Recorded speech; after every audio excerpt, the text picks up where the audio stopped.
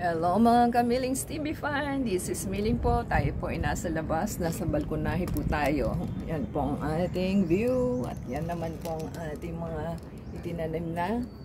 So, yan po ang ating mga plants na ating natanim at yun po yung seed tray na on growing pa. So, tayo po ay na-receive na natin ng ating tawag nun, braided po. Single stock ba ito? Kalak pa naman 5 braided ba? So ating pong iriripat at ating pong gamitin ang ating ito po ang ating paglalagyan para po hindi na tayo lipat ng lipat. So yan po ang ating gagawin, pakihintay lang po. So yan po ang ating tanim at tatanggalin po natin siya sa lagay sa ating pot at kukunin po natin siya at sasalin natin siya. Ayan. Dali lang naman po makuha. At ayan po, makukuha na siya. So, ayan. Ano na po yung ating pot at yung soil po niya. Ayan, may roots naman po ba? Yan, may roots naman po siya. So, kaya nga lang, ewan ko bakit nakabaliko siya. So, tabi po muna natin at ating i-form sa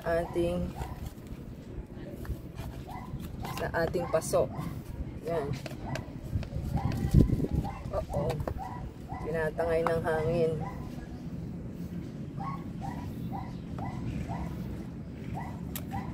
So, hindi natin siya maitatayo ng husto kasi nakabaliko yung kanyang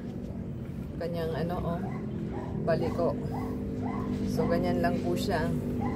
At lalagyan po natin ang ating soil.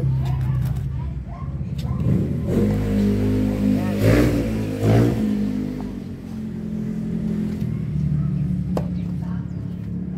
At ating pong i-press down lang.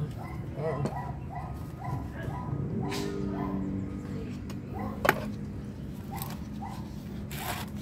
I-press lang po nila, gano'n, no? I-press nyo lang ng gano'n. Or it's either na meron kayo pang press down, tayin po natin. So, ayan, nai-ano na po natin siya. Nailagay na natin. So, gagamit po tayo ng ating use na kutsara at hitiin nyo lang po para po makompress yung soil. Yan. Tayin lang po natin at ating pong lalagyan ng ating complete fertilizer. Yan po ang ating complete fertilizer. Lagyan po natin ng 1 teaspoon. Bali, 1 teaspoon daw po.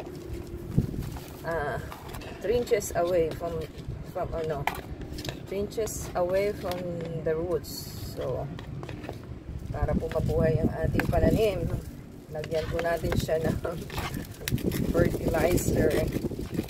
Ito po ay bumiyahe, so hindi po natin ma-assure na mabubuhay pa o hindi. Ayan.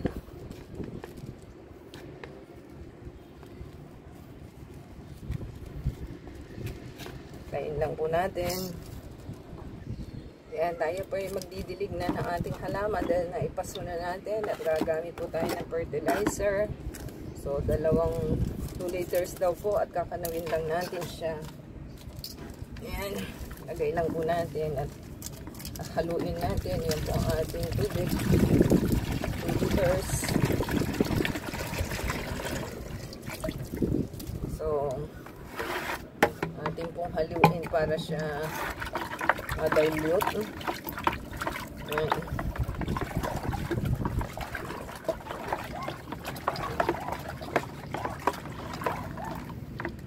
At lagyan po natin ng tubig ang ating tinanim. Ayan. Para po umuki ang ating tanim. Ayan. Tayin lang po nating umano'y magsabsab yung tubig niya. At ating lagyan ng pebbles. Ito pong ating pebbles at lagyan po natin siya.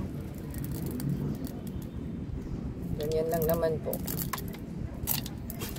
Para umayos ng ating tanim. Yan. Wala tayong taga-focus na camera, hindi nyo makita ng gusto. Yan.